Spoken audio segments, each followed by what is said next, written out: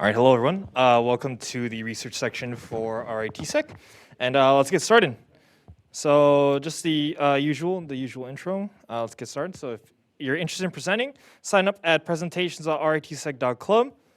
If you're looking for ideas, go to ideas.ritsec.club. However, we will be updating that document to kind of revamp it for more intro ideas as well as kind of more deeper topics. It needs a little reorganization, so stay tuned for that update. Research swag, of course, depends on how many presentations you have presented, correlates to what kind of research swag you receive.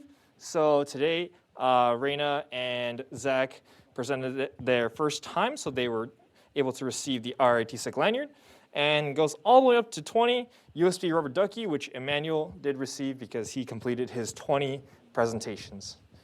Very cool stuff, highly recommend it. Very cool prizes within the RITSec research swag lineup. Okay, a couple announcements. Join the Discord, the usual, calendar, the mailing list, and the feedback form. If you're interested, fill that out. And the hackathon. Jason, you want to talk about that?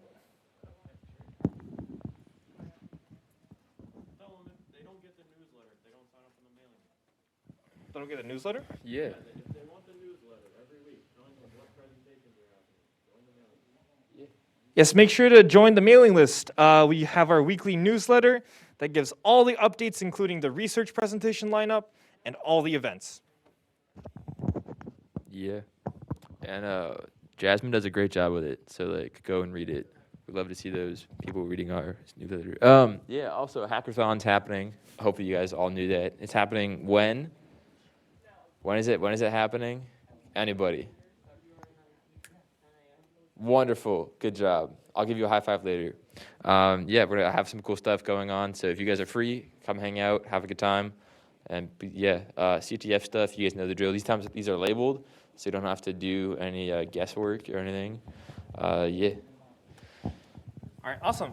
And also, during the same time as the RITSec hackathon, WESIS, I also did not change that spelling mistake. I do apologize.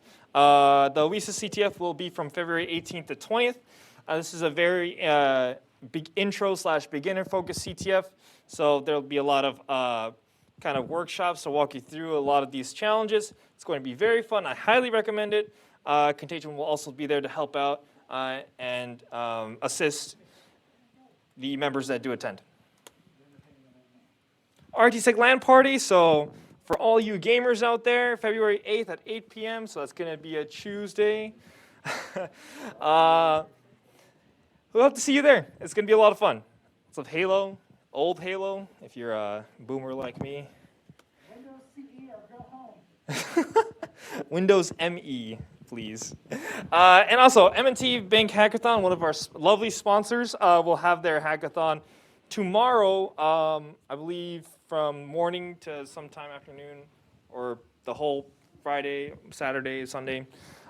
Details, it'll be on the flyers. Just check that out. They should be all over the GCI. This is your first time to RITSec. I would like to thank you for attending, and we hope to see you again throughout the semester. If you have any questions, please let us know. ISTS teams, these have been announced already, so we're just going to skip over. Team 1, Team 2, and Team 3. Now, if you were not let's get a round of applause. Let's get a round of applause. So just a word from me as well, and speak on like a little bit of Allison, right? If you were not selected for a blue team, I highly recommend signing up for a white team because it's a very great experience.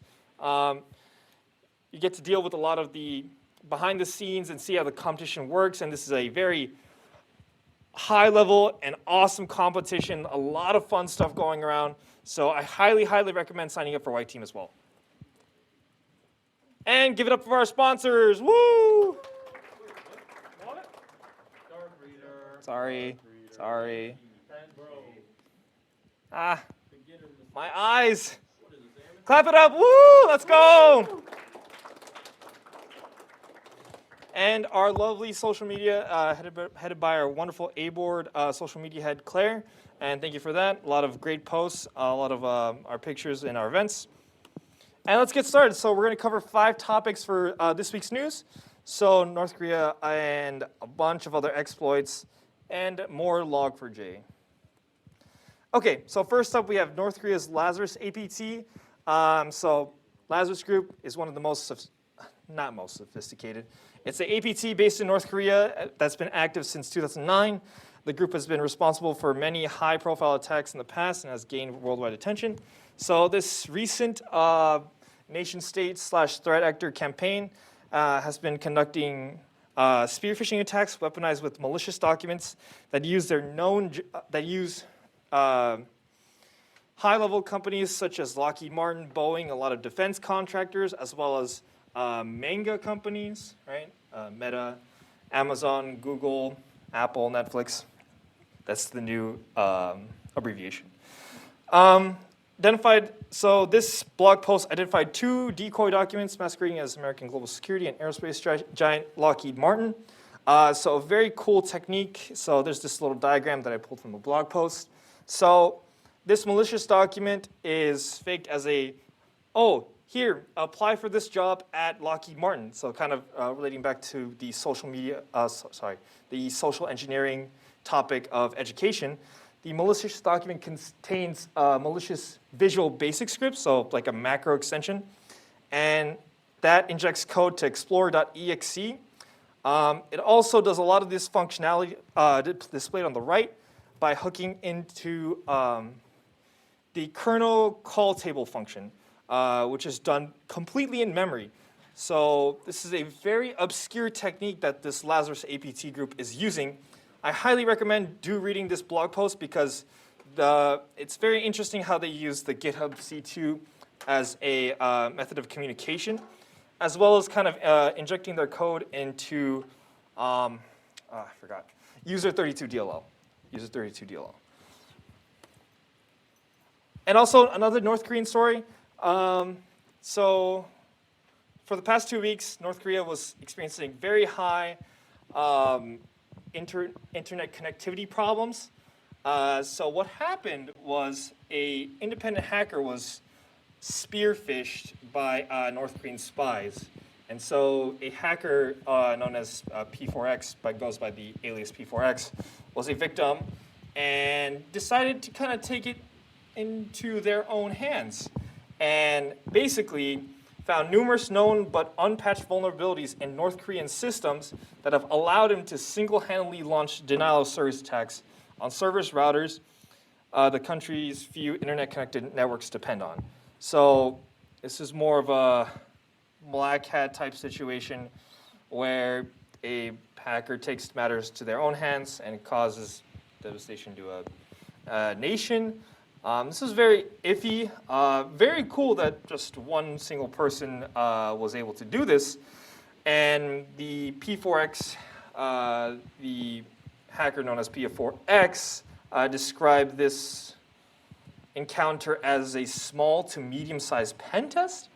So it's kind of crazy to think that just one single person can cause so much havoc to such a notorious country that causes a lot of harm. Not so much harm, but havoc. Okay, next up, we have another CVE that was released in the Samba service. A critical severity vulnerability in the Samba platform could allow attackers to gain remote code execution with root privileges on servers. This bug specifically exploits a out-of-bounds heap read-write vulnerability and a specific module of this Samba version. And it carries a 9.9 out of 10 on the CVSS scale. So this is very high privilege. This exploit gives you high privileges, as well as it's very easy to exploit. Okay, and we got to remember that this is very crucial when we're looking at CVEs being released. So it affects Red Hat, SUS, Linux, and Ubuntu. Very bad, very bad. Okay, so this is more on the policy side, but DoD will now oversee a cybersecurity policy known as CMMC. So CMMC stands for Cybersecurity Maturity Model. I forgot the acronym. Certification. Yes.